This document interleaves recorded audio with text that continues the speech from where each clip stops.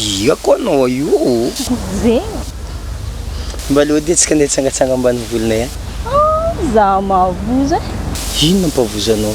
So za mijaly. Zaho io zany ka président Fokotany, tsisy raha mijaly anao raha jiaby fa misy amintsika. Zay raha ilainao misy aminaka. Zay? Ya, ndao tsika. Ko misy ambiance dingy. Ambiance tady aminao? Vabe misy anao niany kitsa sady mamiaka lamba fo niany amin'ny ambiance. Ay hevo. Commandant. Efa poesy.